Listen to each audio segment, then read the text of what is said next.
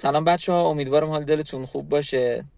من یه چیزی که خیلی وقته میخوام در موردش صحبت کنم اینه که طب سنتی. ببینید بچه ها، طب سنتی طب نادرستی نیست، اتفاقا طب درستیه. خب ولی این که میگن بیا با فلان گیاه خودتو درمان کن، از این گیاه استفاده کن، این هیچ جوره تو کت من نمیره. میگه چون گیاهیه از این استفاده کن، نرو داروی شیمیایی بخور. اگه گیاهیه، خب این گیاه از یه چیزی تشکیل شده. ساختار بدن خود آدم هم از یه چیزی تشکیل شده، مواد شیمیایی. ببین ما همه چیزمون از ساختارها و مولکولهای شیمیایی تشکیل شده. اصلا نمیخوایم این قضیه رو چجوری بگم توجیه کنیم که طب سنتی بده. خب طب سنتی خوبه، اتفاقا خیلی خوبه در زمان خودش. نه اینکه بچه شما دچار یه مشکلی میشه سریع دمنوش درست کن بریز تو حلق بچه، 4 تا واکنش آلرژیک دیگه هم ازش ببین.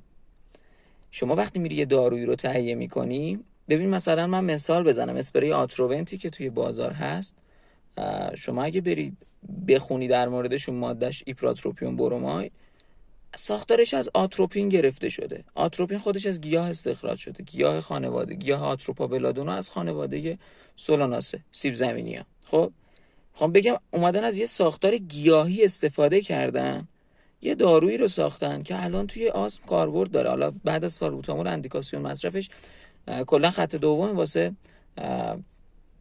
تجویزی که استفاده میشه. حالا واسه کسایی که شلی ماهیچه‌های تنفسی دارن، اینا دیگه اصلا سالبوتامول استفاده نمیکنن، کلا آتروونت استفاده میکنن. خب بگم ببینید اینا همش رو قاعده و قانونه.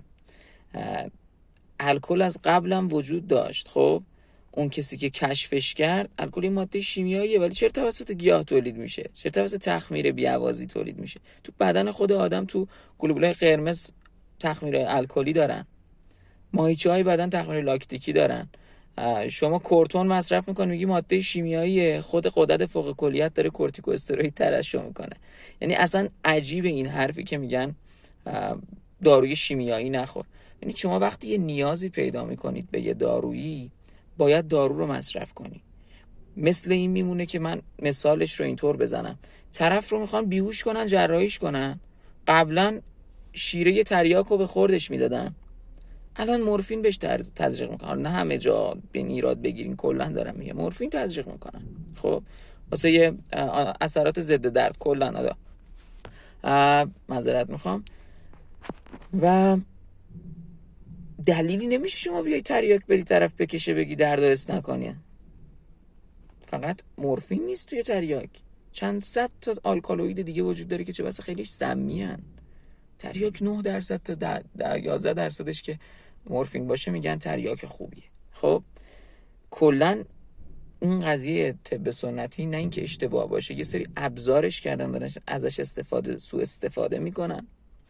و مورد بعدی این که عزیز دل من، اگر 400 سال پیش بوعلی سینا به اتکای شرایط زمانی خودش داشت همچین چیزی رو بحث و بررسی میکرد و ارائه میداد، میگفت فلان گیاه خوبه، بخاطر این بود که 400 سال پیش نمیتونستن بیاد تک تک ساختار گیاه استخراج کنن.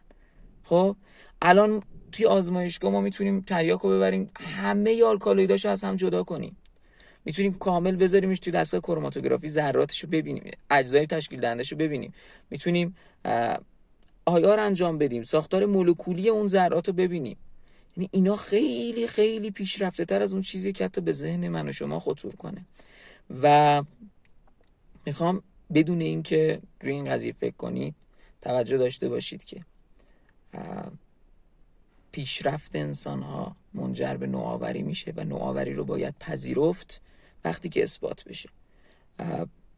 بیایید بپذیریم که نه همیشه، ولی خب داروهای شیمیایی، ببینید شما مثلا یه فردی که وضعیتش خیلی حاد نیست و خیلی شرایط سختی نداره رو میبرید پیش طب سنتی و در یه عطاری هم باز و یه تجویزی هم میکنه و مصرف میکنین و میبینین بدتر شد یا حالا بهتر شد و بنا به هر دلیلی دوباره اگه اون شرایط حاد پیش بیاد که شما بلند نمیشی، طرف سکته قلبی کنه، نمیری در عطاری رو بزنی که میری اورژانس. خودت هم عقیده داری که کار از این که گیاه و این چیزا حرکات نمیدونم این شرایط اوکی کنه گذشته.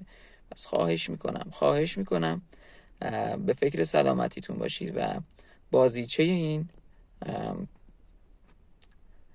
صحبت و سخنان نشید. موفق باشین. خدا نگهدارتون.